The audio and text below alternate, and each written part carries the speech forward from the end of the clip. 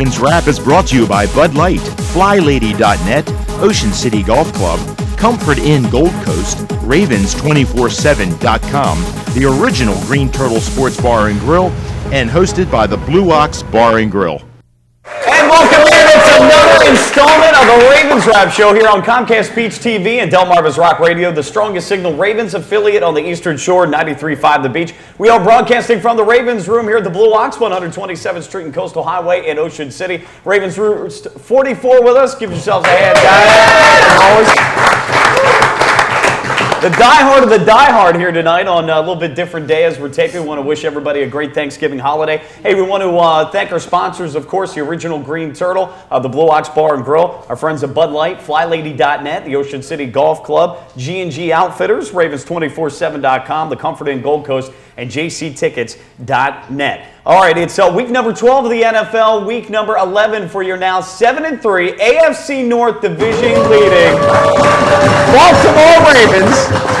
Coming up, we're going to recap the 31-24 victory over the Cincinnati Bengals. We'll also give our grades, talk news and notes with our insider, and we'll recap the AFC North, what happened with some of the other teams, and preview the upcoming game against the San Francisco 49ers. I'm Mike Bradley, formerly of B101.7, now 105.7 The Fan of Baltimore. To my left, I think I've got this finally after maybe a month. Six-time Parkville League champ, 51 consecutive games? 51. 51 consecutive games. Also editor-in-chief on the side of Ravens247.com, back from the dead, from sick the last couple weeks. Tony Lombardi. Somewhat. You did that well. I'm proud of you. Don't forget that. There you go. To his I feel a lot better now. Good. Well, it's good to have you back. Former Lehigh College player, OC local, and businessman John Gehrig. Welcome back. Making it happen to this year. It's good to see you. Yeah, last year was like, incognito, but you're back. You're back with us. Lehigh beat Lafayette. I saw that. Yeah. Lehigh gets a first round bye in the playoffs. Going to Towson. So go check out what are they? The Cougars, Tigers, Pussycats. Get stomped by the Engineers. They're still the Engineers to me. So we're going to truck over those Tigers. Yeah, a little bit of rivalry week. December 3rd at Towson at Johnny U Stadium. Are you going? I'm thinking about it. There you go. Well, a little bit of rivalry week this week. Of course, got some big Thanksgiving games. I'll get into that a little bit later. Of course, my alma mater's got a big game coming up Thursday. But guys, obviously a huge win for the Ravens. I mean, this is a game that now puts them in first place in the division. They have the tiebreaker with Pittsburgh. It's a Cincinnati team that we didn't really know a whole lot about. I mean, we saw that they played pretty well against Pittsburgh the week before, but taking a look at the schedule last week, I know Papo had pointed out that, who have they really beaten quality-wise? And obviously you can only play who's on your schedule, but still not a whole lot of quality wins there. This team's for real. But, Tony, I'm going to start with you here. There's been this whole thing the last couple of years, and you had an article on your website, Joe Flacco struggles against the cover 2 defense, especially Cincinnati Bengals. As the article pointed out, it's kind of a myth. He's got now a 22-13 record against 4-3 defenses. I argued from the start the difference in this game was that A, Leon Hall and Jonathan Joseph aren't there, and B, we finally have guys that can vertically stretch the field and take those safeties and occupy them and maybe get by them, and that's exactly what happened. You can talk about Ray Rice getting the ball all you want, but I thought Torrey Smith's production in that game was the real difference. Yeah, in the past when you've played the Cincinnati Bengals, what you've seen is they did a lot of 4-3, cover 2, as you pointed out, Mike. And the thing that the Bengals have always done well against the Ravens is they've gotten after the quarterback pretty well with just the 4 down linemen. I thought the offensive line did a nice job against the Bengals on Sunday, and I think that helped a lot because Joe Flacco had a lot of time to hit those vertical targets. And you're right, Mike. The Leon Hall not being there, big miss. I think that miss is a bigger miss than Ray Lewis not being with the Ravens yesterday. And I also think that with Jonathan Joseph, Leon Hall's equal, perhaps even better. Right. Those two guys are shut down, and you can see the difference between the Cincinnati Bengals and what Torrey Smith did on that one post when Joe Flacco rolled out to his right. I mean, he's not supposed to be that wide open, and he was. Yeah. Lee Evans played sparingly as they're trying to get him back up to, full health. I don't think he's going to play a whole lot this Thursday, but we'll talk about that. John, it's been a roller coaster ride with Joe Flacco, but he came back up after a down game against Seattle. He looked very solid, especially in the deep ball. Yeah, in the first quarter he struggled. I mean, he comes out and the first drive was 2 run plays, 3rd and 2, and he completely threw that ball behind Ray Rice, and we're thinking, here we go again. And you're right. I mean, he bounced back. That's one thing about Joe is he will bounce back at any given moment, and then he'll regress again at any given moment. And speed kills. I mean, you're right. When they established a run game, Ray Rice got his touches, and then when you can run by these guys. and he just throws that. Joe just throws a nice, deep, catchable ball sometimes, and he was on target. Torrey Smith had I tell you what, Torrey Smith, it's too bad we didn't see A.J. Green, because really those two guys coming out, those are the two best wide receivers coming out of this rookie class.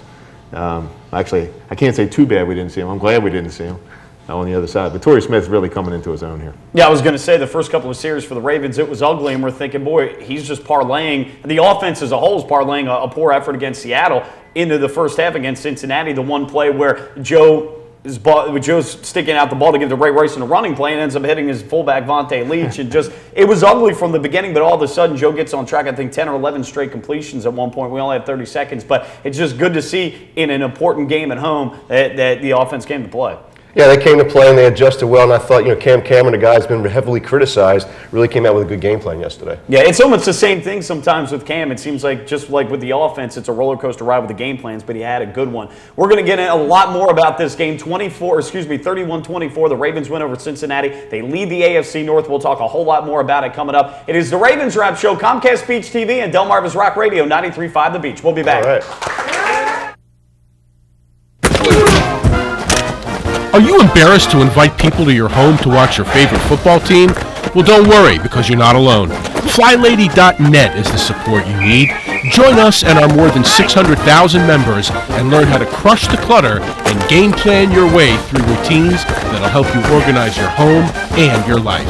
Tackle clutter and get your home game day ready with FlyLady.net. G&G Outfitters, Inc. is a premier full-service in-house provider of branded merchandise and marketing solutions. With over 20 years of proven experience, G&G continues to successfully produce branded merchandise for some of the world's leading corporations, associations, and teams. From start to finish, G&G Outfitters is your single-source, one-stop partner for promotional products, logoed apparel, and all of your branded needs. For more info on the services and capabilities of G&G, visit ggoutfitters.com or call 301-731-2282. In April 1959, Art Wall won the Masters, edging out Carey Middlecoff and Arnold Palmer by finishing birdie, birdie, birdie, par birdie. 1 month later, Ocean City Golf Club celebrated the opening of their first 18 holes. That course has been transformed now into one of the most scenic golf layouts on the East Coast. Come experience 36 of the most beautiful and challenging holes you'll find anywhere. Ocean City Golf Club in Ocean City, Maryland. What's going on? We're giving Matt the NFL experience of a high-pressure field goal.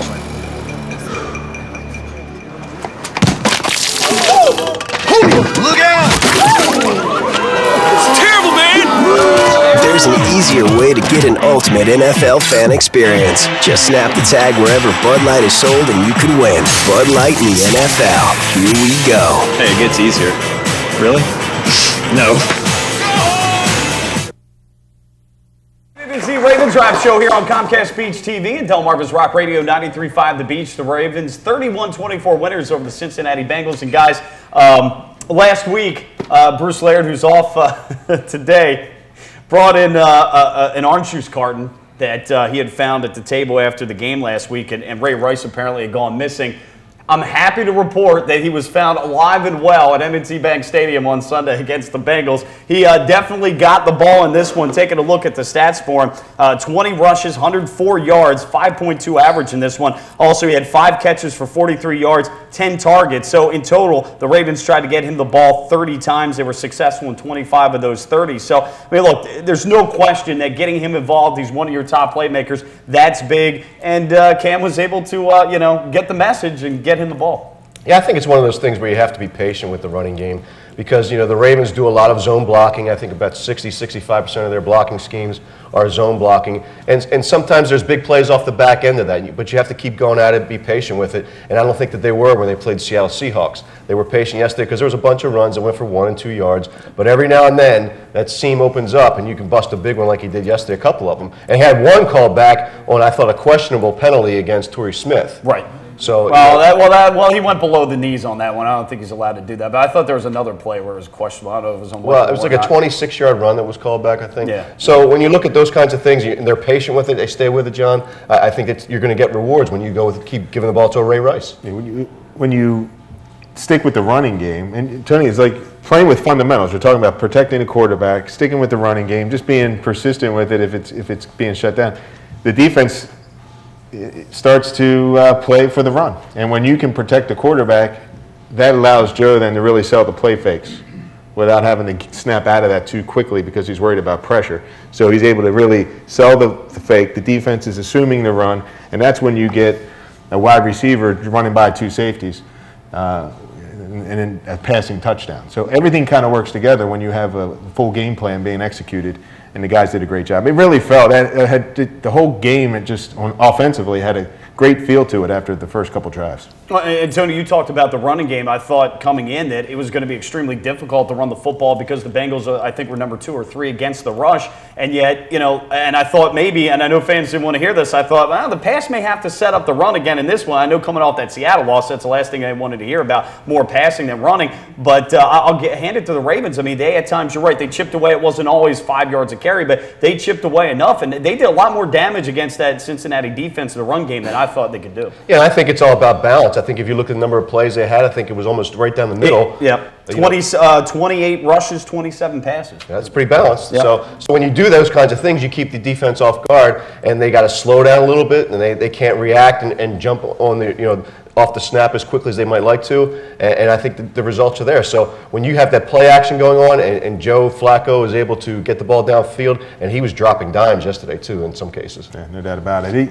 Look, I'm one of the biggest Joe Flacco critics, but no, you're not. The only thing I want to criticize about him this week is what he said in the paper. All right, so he just says, "I'm trying to tell everyone you got to throw the ball to move the ball." So I think he threw the ball, moved the ball because we were also running the ball. Absolutely. Yeah. So. It does go hand in hand, and again, like I said, I'll go back to the fact that this year with the Ravens, you can say all you want about Joe and struggling against cover 2 defenses and the offense in general, but they finally now have the vertical weapons, and Lee Evans is back. Once he gets 100%, I think he was maybe 75% in that one. I think that they'll be a lot more explosive. The other thing it does, guys, is it puts Anquan Boldin back in the slot. I think largely he's been playing out of position this year. He shouldn't be that other outside receiver. He should be in the slot working underneath. Against second and third corners, that's his strength. That's a great point because he works underneath routes a lot better, and you saw that in that Steeler game when they moved him off the end, on they that moved drive him at in the the slot, end. Yep. and they had William Gay on him because a lot of these corners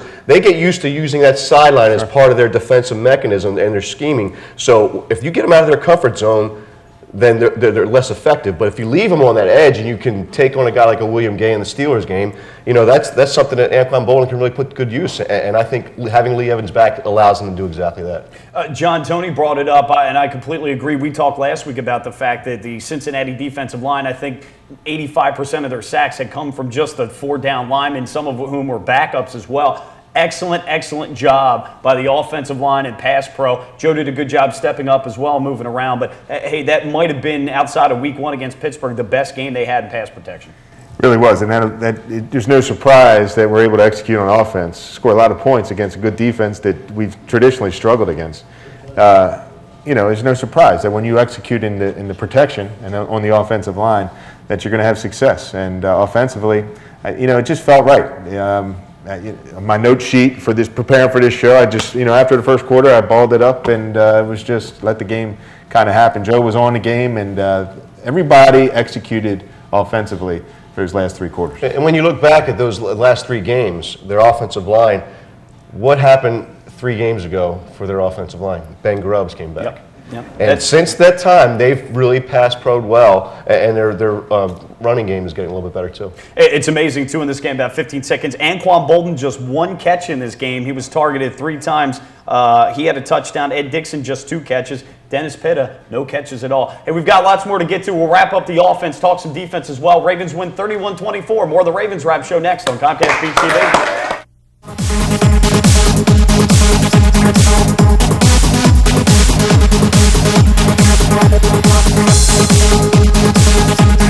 Ravens Wrap is brought to you by Bud Light, FlyLady.net, Ocean City Golf Club, Comfort Inn Gold Coast, Ravens247.com, the original Green Turtle Sports Bar and Grill, and hosted by the Blue Ox Bar and Grill.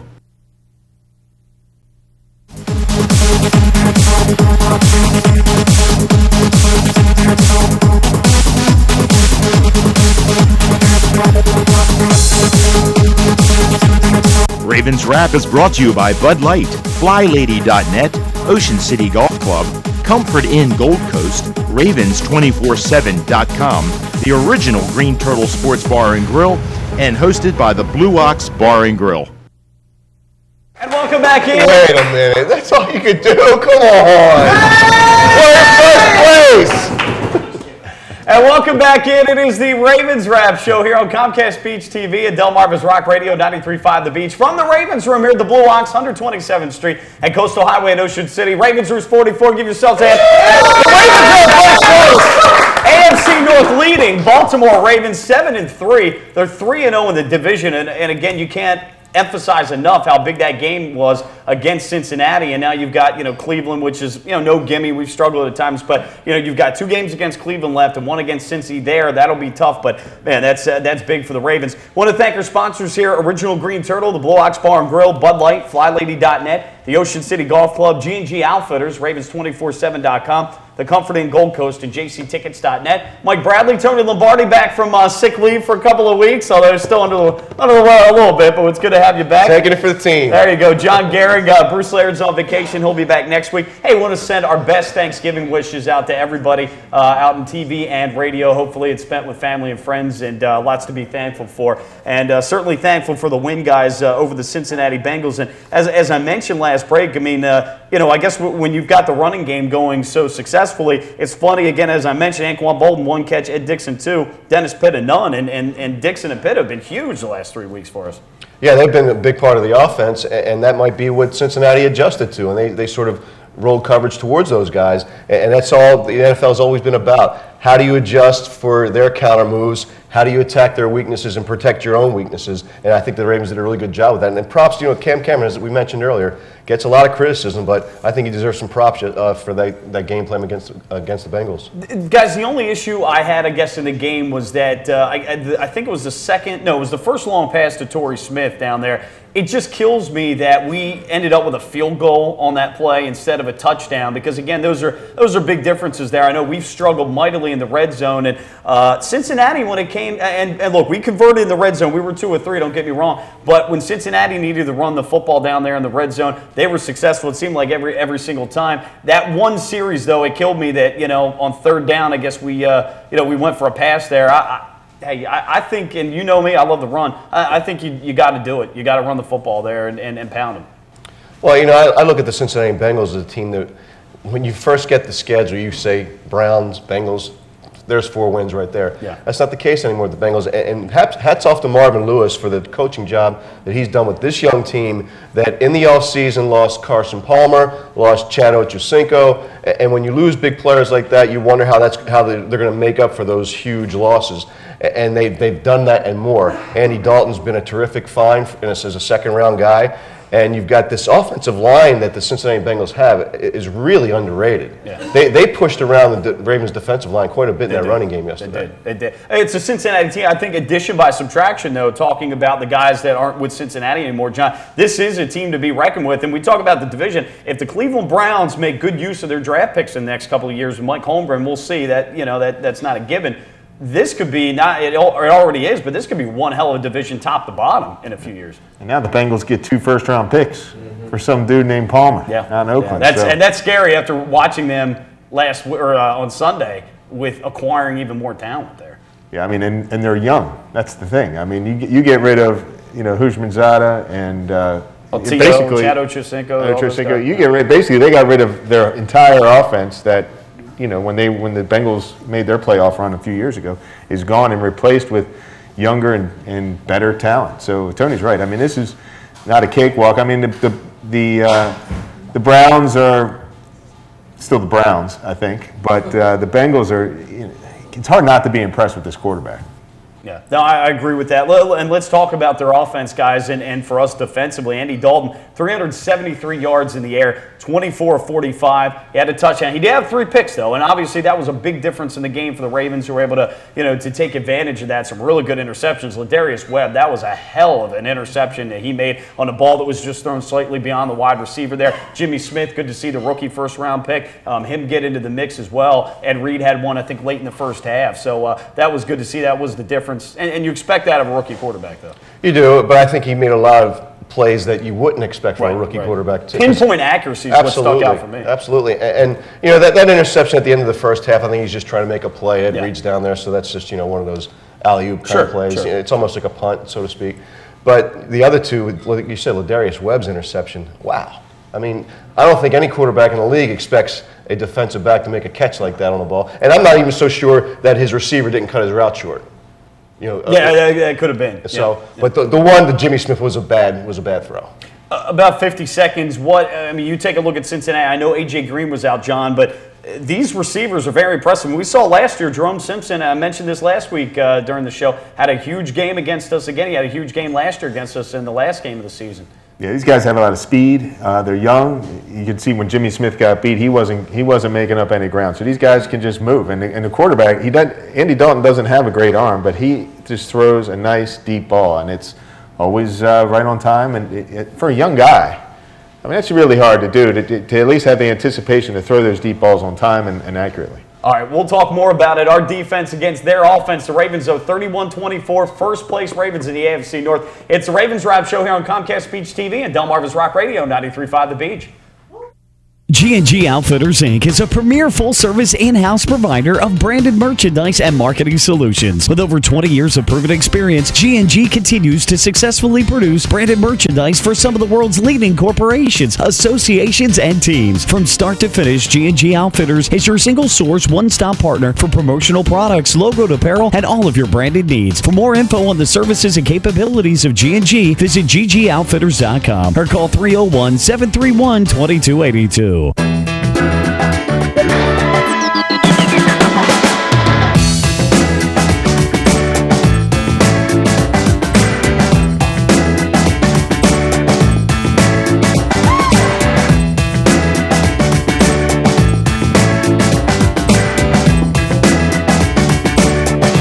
Come see us at Blue Rock.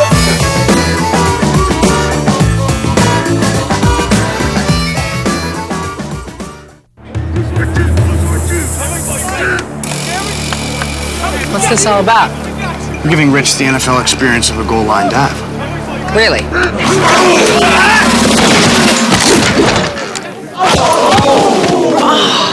There's an easier way to get an ultimate NFL fan experience. Just snap the tag wherever Bud Light is sold and you can win. Bud Light in the NFL. Here we go. Can I make it? On the internet, yes. Into the end zone, no.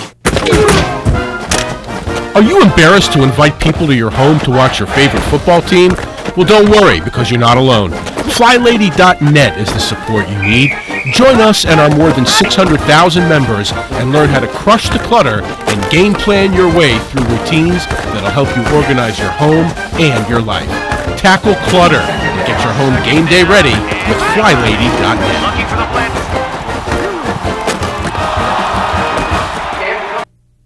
Back in, it is the Ravens Drive Show here on Comcast Beach TV and Delmarva's Rock Radio, home of the Ravens, 93.5 The Beach. Mike Bradley, Tony Lombardi, John Gehrig, the Ravens 31-24 winners. We talked offense a lot. We're getting into defense here, guys. And, you know, a couple of things I thought for the Ravens, though, that I think you take a look back at the game, and I think it may not have been this close, though. You give a lot of credit to Cincinnati's defense. You mentioned Jimmy Smith. It looked like he was guessing on the route there, that he expected an underneath route and not a deep route. He was completely caught flat-footed. I think that's just kind of a rookie mistake there. That's 7 points right there. That's huge. At that point, it's a 31-17 game. I also thought in the first half, I guess it was the second series for them, there was a throw, I think either Caldwell or Simpson. It was a great throw by Andy Dalton, the receiver, but Kerry Williams misjudged the throw. Throw was a little bit short. Tried to bat it down, as you could see. What baffled me, but Ed Reed, being Ed Reed, he's, as Steve Bisciotti said, he's wrong 50% of the time. I know what you're going to say. He's a Pro Bowl. Why is the safety in front of the corner? Why is the safety ever trailing a wide receiver? That should never be the case when you're giving over the top help for the most part. So, I thought there was a receiver coming across the middle, was wide open. So, Ed Reed. Yeah, but he was playing the receiver that Kerry Williams was on. So, or at least it looked like. Maybe there was one guy that was going to be open. Regardless. One way or the other. But anyway, some breakdowns there. Also, there was a play, if you guys remember, that Kerry Williams had come in on a blitz in the third or early fourth quarter. Brian Leonard, the fullback, chipped him. He fell down. To his credit, he got back up and went after Andy Dalton, but he completely whiffed. Leonard, who had chipped, then just kind of let himself out into the flats there deep down the field. So, I mean, Kerry Williams got to make that play. I think he can make that play, but that was I think that was a third down conversion right there. So there were some plays there that I think we certainly helped out Cincinnati where, if we make the play, maybe this game's not nearly as close as it ended up being. Yeah, but that's football, though. Yeah, no, I understand. But I'm saying it's correctable mistakes, though. Look at Bolden. I mean, Cincinnati can be talking about the Bolden play, or they can be talking about Gresham's touchdown, not touchdown, whatever. I'm just saying, what a bad rule that is. It is a bad rule. I'm just saying we've got correctable mistakes as opposed to them just physically beating us. That's all. Sure. Yeah. I think that's every week, though. Fair enough. Yeah. You talk about the Jermaine Gresham play at the end of the game there. That was certainly huge. I agree. I mean, you make the catch, you get over the goal line, or you touch the pylon, whatever. I mean, that's the Johnson call in the Detroit game a few years ago. I mean, it's a bad call, but it benefited the Ravens, Tony. It did benefit the Ravens, and just imagine if the roles were reversed, how the whole tenor of this show would be different. And talking about this game, and you look at that rule, and then it reminds me a little bit of like the Tuck rule. It's a bad rule, makes no sense. It rewards the offense for their own failure, really.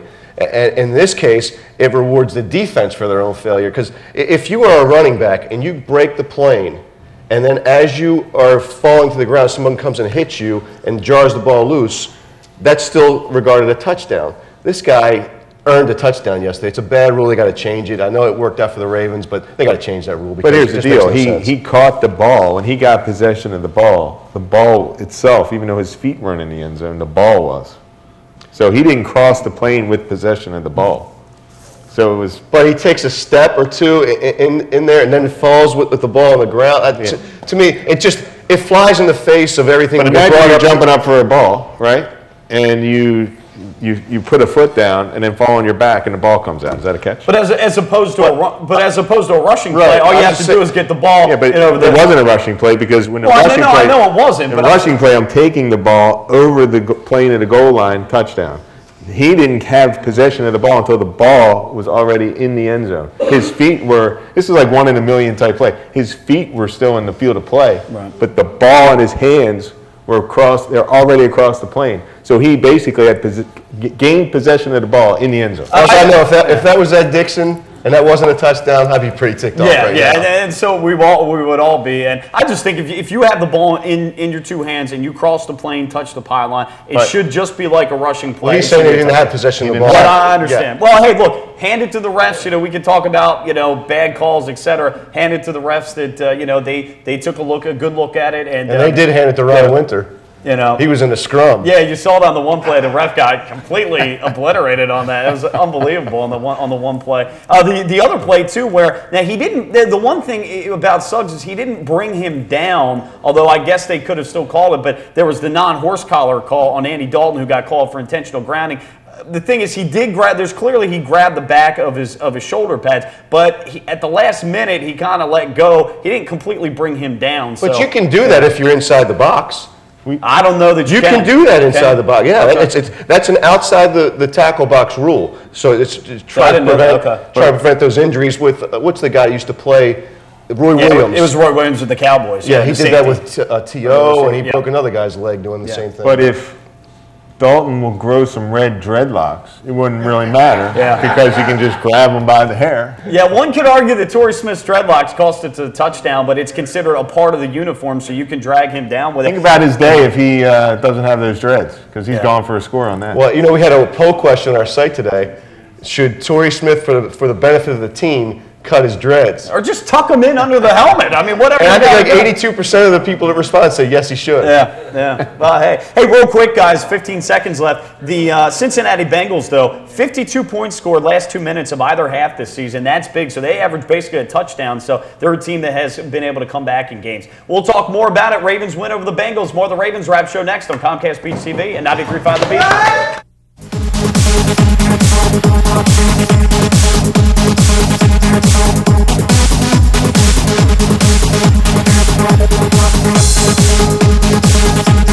Ravens Wrap is brought to you by Bud Light, FlyLady.net, Ocean City Golf Club, Comfort Inn Gold Coast, Ravens247.com, the original Green Turtle Sports Bar and Grill, and hosted by the Blue Ox Bar and Grill.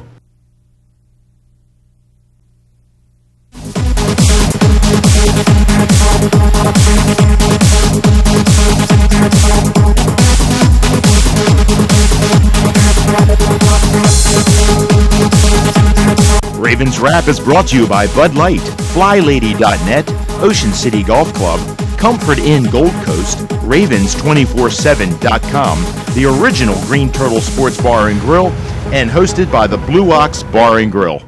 Welcome back in. It is the Ravens Wrap Show here on Comcast Beach TV and Delmarva's Rock Radio, home of the Ravens 93.5 The Beach. Want to thank our sponsors, the original Green Turtle, the Blue Ox Bar and Grill, where we're broadcasting from, 127th Street and Coastal Highway in Ocean City with Ravens Roost 44. Guys, give yourselves a hand. The 73 OSC North leading Ravens. Also, Bud Light, FlyLady.net, the Ocean City Golf Club, G&G Outfitters, Ravens247.com, the Comfort Inn Gold Coast, and JCTickets.net. Don't forget, next week, November 30th, is the big drawing for the trip to San Diego, a trip for two. So make sure you want to come down here. We've been telling you the last couple of weeks about getting those blue tickets. Also, we got red tickets we give away, and you get some great Ravens merchandise in the drawing that we do in between the breaks. Mike Bradley, Tony Lombardi, John Garrick, all wishing everybody a very happy Thanksgiving week. Hopefully it's filled with family and friends. Guys, continue to talk about our defense against the Bengals offense. And the Ravens win. And the Ravens win, right, on Thursday. And we'll talk about the upcoming game against the Niners. Guys, and I know one of the audience members, Joel, had brought this up. I know you guys were talking about it, was the lack of pass rush against the Cincinnati Bengals. And I had argued the last couple of weeks that it seemed like the Ravens were just rushing 5, trying to drop 6. And early on in the season, they got away with that, and that's great. But they weren't getting that pressure against Pittsburgh and Seattle.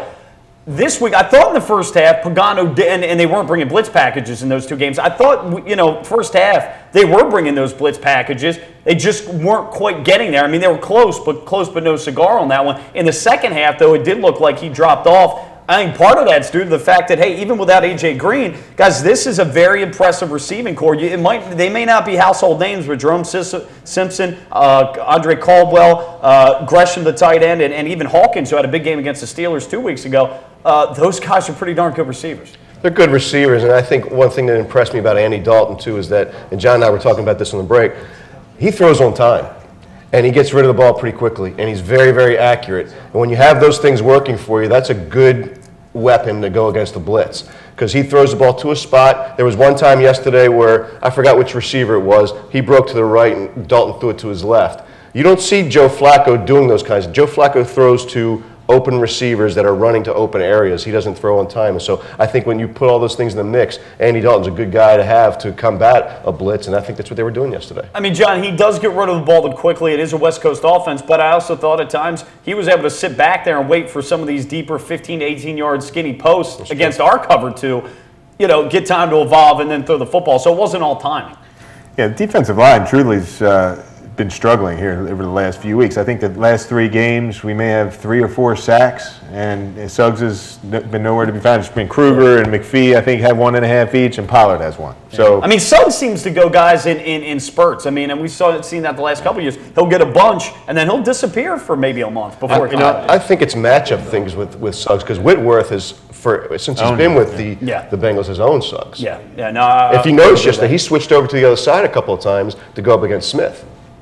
Yeah, and Haloti Ngata, I compare him to Shaquille O'Neal a lot, just because he seems sometimes to be not a factor. Haloti not a factor. One assisted tackle yesterday. Yeah, I mean, he should never be blocked. And if he's going to be the best in the league, the best in the business, perennial Pro Bowler, all those types of things, and he needs to dominate every single game. I don't think he's healthy. And I don't think, now why do you say that? Well, he's had this little lingering thigh injury that they're not reporting much about. It's almost like Michael Orr the year before, where he had the ankle, thigh, leg injury, that he never showed up on the injury report. So I think that Haloti Ngata is hurt a little bit. He's a little nicked up, and hopefully he'll get healthy during the longer stretch after the game against the 49ers. Yeah, that's a good point. And that might have been a factor against the Steelers and Seahawks. We talked about the fact the Bengals have a good, solid offensive line, but I got to tell you, and somebody's been emailing me to my Baltimore talk show, and he's been saying this isn't the same Ravens rush defense. And I have to admit, after the last couple of weeks, they're getting pushed back at times pretty good. I mean, the stats don't always tell the story of the game, but that's been something that, if he's not 100% healthy, that could be a factor. I thought, guys, Paul Kruger yesterday,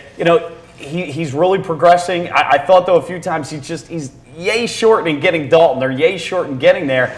again, I mean, it's a game of inches, feet. You got to get there if you're bringing the blitz. And again, they just were a little short yesterday. That's what Tony was saying. You see a lot of these good quarterbacks, and that's why the guy's impressive. A lot of the good quarterbacks just miss getting sacked. Yeah. And so it's a feel. I mean, that's the thing we're talking about. Sometimes there's the it factor, and I don't know if he's got it or not, but it sure seems like he's on his way to having it.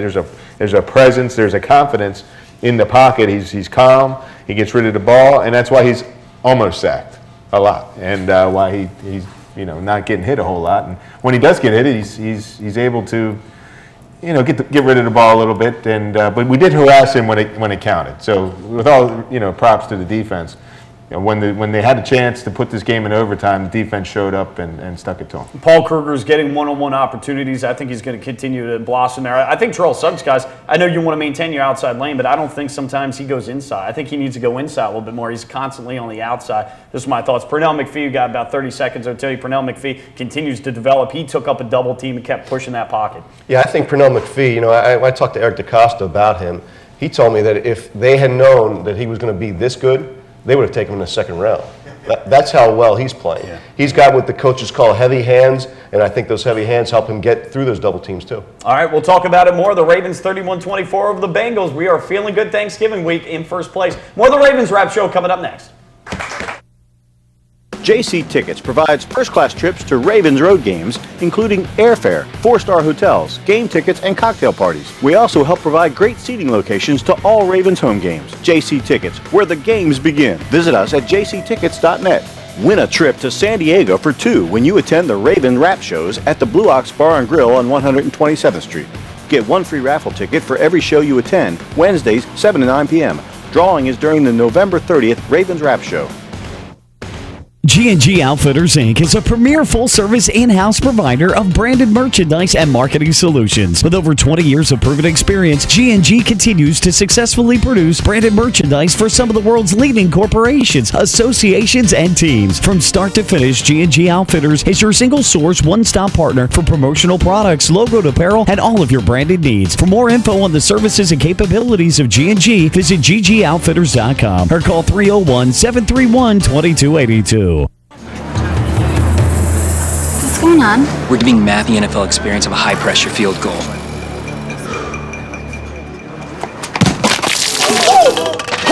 Look out! It's terrible, man!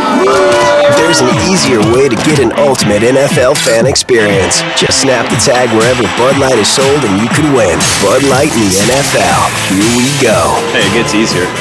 Really? No. Are you embarrassed to invite people to your home to watch your favorite football team? Well, don't worry, because you're not alone. FlyLady.net is the support you need. Join us and our more than 600,000 members and learn how to crush the clutter and game plan your way through routines that'll help you organize your home and your life.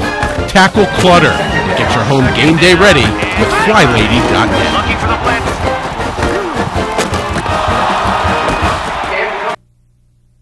From the original, oh boy, that's our digs last year. It's the original Green Turtles Ravens Wrap Show from the Blue Ox this year, 127th Street and Coastal Highway in Ocean City. Ravens Roost 44 with us, Mike Bradley, Tony Lombardi, John Gehring, wishing everybody a great Thanksgiving. Guys, the one thing that we haven't touched upon yet is Ray Lewis did not play in this game for the Ravens. So, and I argue, I don't mean to minimize him being out of the game. Certainly his leadership, if anything, on the field is huge. And he can still make plays, but he's not the Ray of 5 years ago or 10 years ago. So I don't think it was as big a loss on the play on the field as it might have been 5 or 10 years ago. That said, there's still, without Ray, life without Ray, we haven't been used to that much. His first game he missed since, I think, 07, 08. 57 games or something like that? Yeah, 57 games, yeah. So, I thought the guys, all in all, held up well. There weren't communication issues. I mean, Ed Reed was still back there, Tony and John. But, I hand it to them. They did a pretty solid job with Ray out of the game. Yeah, I think the thing that Ray brings more, and you touched upon him, Mike, is leadership. And the pre-snap adjustments that he gets his team to move, when he sees something from all his film study. Right. I don't think that you can replace that. Even if he's on the sidelines, he's not making those calls on the field. So I think that's the one thing that they miss. And a lot of times you'll see that those adjustments lead to turnovers. And I think that that's one thing when Ray Lewis is not in there. So like to see him back there against the 49ers for sure when they're facing Frank Gore. Yeah, it's just weird not seeing him out there. You're right, but the guys did okay. It looked like there were some, particularly on one of the goal line runs, one of Benson's touchdowns. The gap completely wasn't filled. So I don't know. Right, I agree because I thought they should have shut it down there, but Benson was able to weave his way through when it should have been stopped. Yeah. But overall, I mean, defense didn't play great. The offense won this game, and it certainly wasn't the middle linebackers' fault why the Bengals put up almost 500 yards of offense. So. Yeah, no, I would agree with that. Most of that coming through the air. Tony, let's talk a little insider here. First off, though, I'm going to catch you with Ray, though. Is there anything insider that you know about Ray? We were told it's a toe injury. Hopefully it's not, turf toe. We were told it's nothing serious. At least that's what John Harbaugh said, if you want to take that at face value. Well, it's an interesting story with John Harbaugh and Ray Lewis because, the story was broken by Aaron Wilson from the Carroll County Times that Ray Lewis would miss the game. And up until the game time, they were playing the charade that he was going to play. Yeah, it was questionable, right? Right. So, but we all knew he was going to be out because, to me, why would you go through those gyrations of covering up if he wasn't going to be out? What do you have to worry about if he was going to play? So, when you look at Ray and they're talking about this being a week-to-week thing, maybe it's going to be. Hopefully, it's not like Ben Grubbs where he missed 6 games. Yeah, something along those. Yep. So Ray's talking like he's going to be back out on the field on Thursday. I'm not so sure. I think it's 50-50 right now. Yeah. Well, we'll find out about some other things we want to talk about. I know you wanted to talk about, touch upon the inside linebackers. Obviously, a little shift there because of the fact that Ray being out. Danielle Ellerbe active for the first time in a while. But what do you have on the inside linebacker? Well, one of the things when I talk to the Ravens about the inside linebacker position, it's a source of frustration for them because they haven't been able to use Ray Lewis as a mentor to a guy that will ultimately replace him. There's been some they thought maybe Tavares Gooden could have been that guy. Who's now with the 49ers as a backup. Right. Yeah. And Ellerbe is a guy who's shown flashes of brilliance and makes big plays, but he also has mental lapses, and they can't have that. And obviously, hasn't been influenced enough by Ray Lewis to create that work ethic that they'd like to see. And then Jameel McClain, I think he's got some physical limitations that doesn't allow him to be that kind of player. So they're happy that the draft is pretty rich in talent and inside linebacker this year. So I would expect to see the Ravens make an early play for a middle or inside linebacker in the 2012 draft. We talked about him a little bit earlier. Paul Kruger, he's had a very solid year so far. It seems to be night and day from what we saw, I think, the first 2 years from him. Yeah, they give a lot of credit to 2 people inside with the Ravens, and that is one being Jarrett Johnson, who's been a real mentor to Paul Kruger, and also the outside linebacker coach Ted Monachino, who has a reputation of being a guy who can bring along a guy who has pass rushing skills but needs to have them refined, and I think you're seeing that with Paul Kruger this year. Yeah, he's supposedly one of the few blitz gurus in the league. Also, Anquan Bolden was somebody you wanted to touch upon. Yeah, Anquan is a guy that I think there's some frustration right now with the coaching staff because Anquan hasn't made that real tough catch in tough situations. He didn't do it against the Steelers down deep in Steeler territory during that winning drive, and he didn't do it against the Bengals when they had a third down conversion. It was a slant route that he had his hands on and didn't catch it. So they're getting a little frustrated because that's the guy that they need to step up and make big plays, and he hasn't done it in the last couple of games. And it certainly wasn't the easiest of catches, but he had a huge touchdown drop or goal line drop there against the Pittsburgh Steelers in the playoff game.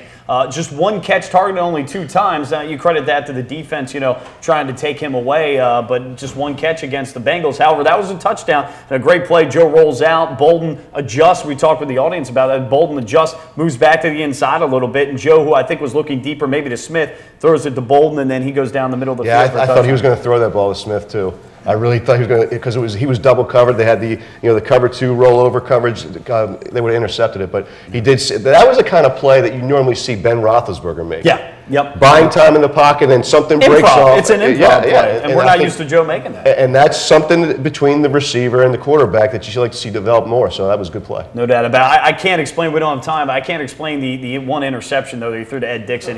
Nate Clements undercut that. He was with him the entire way. But we're going to get into talking the Ravens and 49ers this Thursday. Big game for them. We'll talk about it more coming up. Comcast Beach TV and 93.5 The Beach.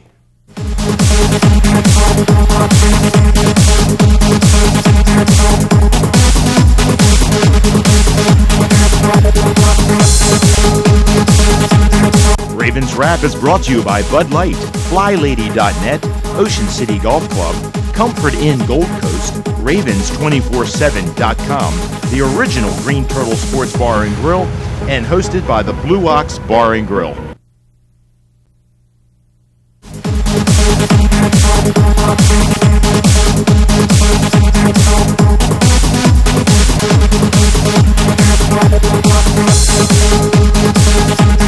Ravens Wrap is brought to you by Bud Light, FlyLady.net, Ocean City Golf Club, Comfort Inn Gold Coast, Ravens247.com, the original Green Turtle Sports Bar and Grill, and hosted by the Blue Ox Bar and Grill. And welcome in. It is the Ravens Wrap Show here on Comcast Beach TV and Delmarva's Rock Radio, the strongest Ravens affiliate on the Eastern Shore, 93.5 The Beach. We're broadcasting from the Ravens Room here at the Blue Ox, 127th Street and Coastal Highway in Ocean City. Ravens Room 44, give yourselves a hand. Happy Thanksgiving week to everybody. Hopefully it's filled with family and friends and lots of good food. Oh yeah, and football as well. Want to thank our sponsors, of course, the original Green Turtle, our Old Digs, the Blue Ox Bar and Grill here, Bud Light, FlyLady.net, the Ocean City Golf Club, G&G Outfitters, the Comfort Inn Gold Coast, Ravens247.com, and I almost got through the list without having to look down, JCTickets.net, Mike Bradley, Tony Lombardi, John Gary, guys, and game coming up, the Harbaugh Bowl, as the NFL has pitted the Ravens and 49ers on Thursday night, and certainly a game in which, at the beginning of the season, this is where you fall into that trap, taking a look at the schedule in this league of parity, thinking, that's going to be a win. Now, this is a 9-1 San Francisco 49ers team coming in, guys. And let me go down just real quickly the games they played and the results. They beat Seattle week 1, 33-17, as Jim Harbaugh continues to dominance of Pete Carroll from college to the pros. They lost to Dallas 27-24 in overtime. If you remember that one, that was in San Francisco. But that's a pretty good Dallas team, though. They beat the aforementioned Cincinnati Bengals that we played 13-8. They beat the Eagles, who were reeling 24-23, but that was a game in which they were trailing. They had to come back in that game on the road, and they win. They killed Tampa Bay at home 48-3. It was just one of those weeks. They beat a very good Detroit team 25-19. And, of course, the whole Harbaugh, Jim Schwartz thing afterwards. Jim Schwartz going to Arbutus on them. We had the win over Cleveland 20-10. They beat the Redskins 19-11 in D.C. They beat the Giants, who's a very solid team, despite the clunker they had against the Eagles the other night, 27-20. And then they beat the Arizona Cardinals. I believe the score was 23-7. And a game in which they had 44 minutes of possession compared to Arizona's 15. It's a good ball club, folks. I mean, they don't have a ton of talent per se on the offense, but their defense pretty stacked. Well, I think when the league looked at this schedule, all that they were attracted to was the brothers playing on Thanksgiving. Yeah. They didn't really care that the 49ers had to come 3 time zones on a short week. You know why? Because they thought the 49ers stunk too. Yeah. Just like everybody else, but they don't. And the reason they travel well, I think this is going to be their 5th game on the Eastern time zone. That's correct. They've won all 4 of the other ones, and they travel really well, in my opinion, for one reason only. Well, not one reason, but they travel well because they run the football, they protect the football, they manage field position, and they also get after you on defense. Right. And I think when you have all those kinds of things, you can travel well. And this team, John, reminds me a lot of the 2000 Ravens.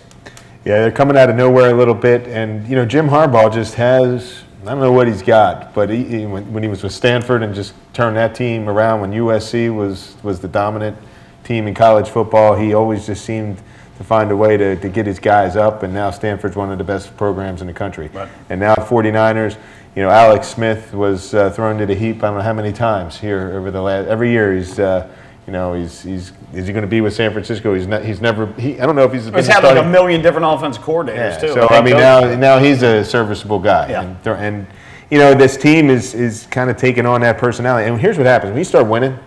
The confidence builds that you expect to win. So when now you come out of the locker room expecting to win, that's dangerous. And you're right about the 2000 Ravens. I mean, you come out expecting to win the games, no matter you overcome everything. It doesn't matter. You're not supposed to win coming across the country. You're supposed to lose all those games, just like last year. It was a big news thing. All the teams lose. Well, they come across and it's no problem.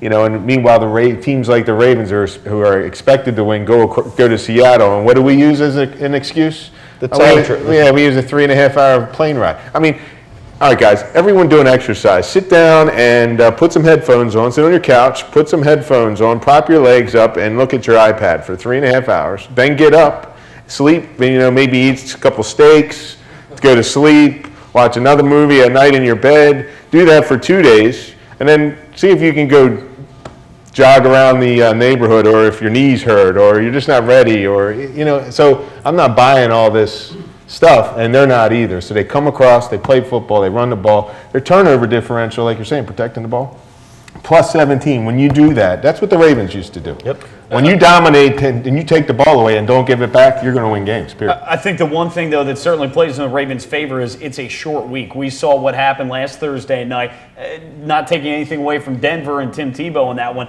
but the Jets coming off a Sunday night game against an arch rival, having to go to Denver, you know, and play on a Thursday night. Still, so that's going to be big for San Francisco. It's a really short week. The fact that the Ravens don't have to travel, that maybe that gives the coach a little bit more time to prepare as well. We got about 50 seconds here, Tony. I think that certainly helps the Ravens. And you said 4-0 in the East Coast games. Maybe they're due for a loss here on the East Coast. Yeah, I think Jim Harbaugh in his press conference today, he was talking about how the 49ers drew the short straw on this. Yeah. It really is stacked against them. And again, I think it gets back to the league not really respecting this organization. Who would have thought they would have turned it around like this? I mean, competitive, yes, but like this. So I think that they just wanted these two brothers together. And it makes for a good story. But this short week, traveling 3 time zones, is just, I think, too much to overcome. It's very difficult. We'll get into breaking down San Francisco, some of their players, and then we'll give our final predictions. All of that is coming up next. It is the Ravens Wrap Show here on Comcast Beach TV and Delmarva's Rock Radio 93.5 The Beach. From the Blue Ox, Ravens Roost 44. Give yourselves a hand. We will be back.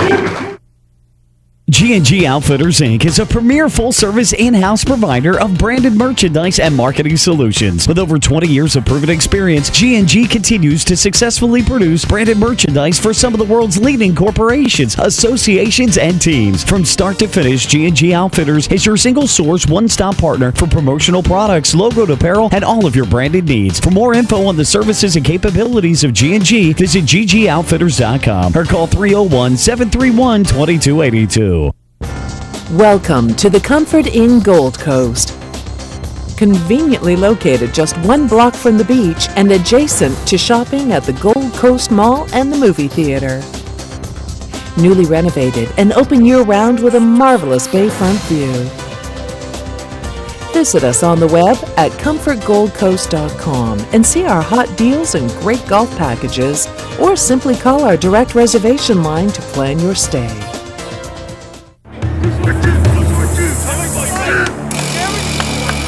What's this all about? We're giving Rich the NFL experience of a goal line dive. Really?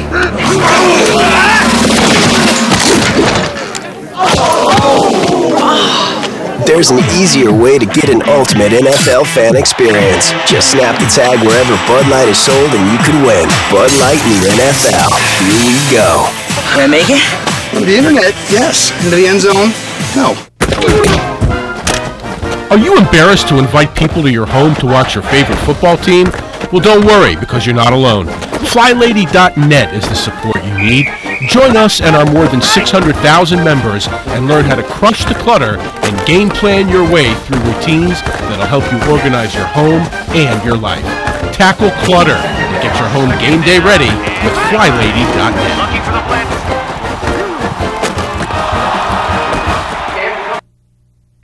Ravens Wrap Show here on Comcast Beach TV and Delmarva's Rock Radio, home of the Ravens 93.5 The Beach. Mike Bradley, Tony Lombardi, John Gehrig, as we break down the Ravens and the 49ers Thursday Night Football, the NFL Network, and of course here on Delmarva's Rock Radio 93.5 The Beach. The first time 2 brothers have coached against each other in a game. Obviously, it's very fitting for Thanksgiving. Guys, the Ravens 7-3, the 49ers 9-1. Let's just go through real quickly with the personnel. Alex Smith, who, as you talked about, John, thrown to the scrap heap, has been through so many different coordinators and head coaches and all that in systems. 64% completion percentage this year. He's only averaging 175 yards passing a game, though. That's in this passing league, that's obviously extremely low. But 11 touchdowns and 3 interceptions, only sacked 21 times this year, so it's only 2 a game. He's very efficient. Frank Gore having a really monster year for the 49ers, averaging almost 5 yards a carry, 5 touchdowns this season. Kendall Hunter, his backup, averaging almost 5 yards a carry. Very solid run game there. And Alex Smith himself's run a decent amount. Vernon Davis, the tight end out of Maryland, really blossoming. Maybe you could thank Singletary for his development. He leads the team in receptions. Michael Crabtree, the draft pick from a few years ago out of, I believe, Texas A&M or Texas Tech there. And then after that, you've got, just a guys all kind of lumped together. Braylon Edwards, former Jet, Delaney Walker, the backup tight end, Frank Gore, et cetera, et cetera. It's a team that, they run the football. They run a lot of double tights, wing back formations and all that. And then they do a lot off the running game with that. If you watch Stanford last year in the bowl game, they were highly successful. You get lulled to sleep with the running game, and then they'll slip guys out and throw touchdown passes to them. Well, the stability that Alex Smith has brought to the team, and like you just pointed out, Mike, 11 touchdown passes, 3 interceptions. He's taking care of the football. And he does have, when you have a good running game, that's your best friend as a quarterback. Plus, he does have some explosive playmakers there, too. I mean, you've got Crabtree. Ted Ginn Jr. can get down the field and stretch the defense. He plays a little bit. And Davis, he's a really good athletic tight end. So I think he's got the weapons. The only thing that San Francisco 49ers needed was some stability and consistency at the quarterback play. And he's not setting the world on fire, but he is stable. Yeah, and when you get into this game, truly their best playmaker, is Frank Gore. So the Ravens are going to have to come out and really make Alex Smith beat him. And that's really the way to beat this 49ers team. And if he does, he does. So if Alex Smith beats the defense, Joe Flacco is going to need to beat the 49ers defense. 49ers have the number 1 rush defense in the league, and I think that's going to be the story. Are the Ravens going to look at that on paper and be committed to the run or not? Yeah, I'm hoping they don't measure it on stats. They look at matchups. Exactly. And they go after the matchups. Yeah, taking a look, by the way, we talk about San Francisco's run game, their offensive line. Joe Staley, who the Ravens liked a few years ago, I think out of Western Michigan, Central Michigan, a really solid left tackle, Mike Iupati, I think second-year guy out of Rutgers. The right tackle, Anthony Davis, second-year guy, pretty good, although he's not very good in pass protection. But Jonathan Goodwin, their center, 10-year guy out of Michigan. So they've got some guys they drafted, and then they patched in a couple of guys who have been very solid this year and have gotten the job done, for them.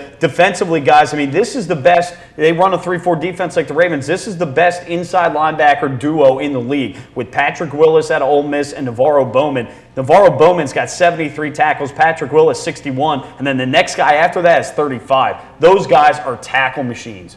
Yeah, and it's a philosophy that, much like the Ravens, let's have our guys up front eat up blockers and let these guys scrape and make tackles, and they're making plays. Patrick Willis, he wears 52 also. Yeah. And there's a reason he idolizes Ray Lewis, and he plays a lot like him, really. I mean, he looks very much like a younger Ray Lewis in terms of what he can do sideline to sideline, John. Yeah, he's one of the better linebackers, actually. I don't know how many years now, 5 or 6 years in the league, but he's really one of the better linebackers, I think, to come out since Ray. There have been a lot of good ones, but this guy's dominant. He's been leading the league in tackles since he came out his rookie season. He's well-rounded. Yeah, it really is. So, but when you have these aggressive type of guys, that's when you need to be committed to the run and really sell this play action, suck them up, and just kind of throw over them. So you just need to use it to our advantage. The other guy we have to watch out for, Justin Smith, defensive end. We saw him a few years back with Cincinnati. I mean, you talk about a guy who has a motor, who doesn't stop. Justin Smith's one of those guys. He's got 4.5 sacks. Ahmad Brooks, the linebacker, 5. But the backup linebacker, Alden Smith, who rotates in, he's got 6.5. So, they've got some depth there, too, that they work defensively. And Vic Fazio, former Ravens consultant, is their defensive coordinator who was with Jim Harbaugh at Stanford. It's a good team. I mean, and he's done a nice job, Jim Harbaugh, in rounding this team together in just less than a year. So I think it's going to be a really competitive game. I mean, it's almost like they're brothers playing each other, but it's a lot like playing your brother because these teams are built very much the same way. 50 seconds. Let's go down and get our final predictions. I don't have much analysis here. I just think that my prediction when the schedule came out was that Jim Harbaugh was going to beat John Harbaugh. That was my big upset special of the year. Now that it's they're 9-1 and a good team, I think the Ravens just come out win. I think 23-17 home. Again, just similar with the Bengals. Ravens are at a different level of class. 30 seconds. I think this short week works too well in Ravens' favor. I thought that from the beginning. Before that, I even knew the 49ers were a good team. They're a good team, but they're going to lose 17-16 to the Ravens. All right, I like the Ravens 19-16, but we've got to stop the run, make Alex Smith beat us. I agree with that. I'm worried about Vernon Davis. You got to watch out for him. I think we can control the receivers. I like our corners against that. And I think balance on offense, run the football. That's going to do it for us. Happy Thanksgiving, everybody. Happy Go Ravens. Thanksgiving. We'll see you next week on Comcast Beach TV and 93.5 The Beach.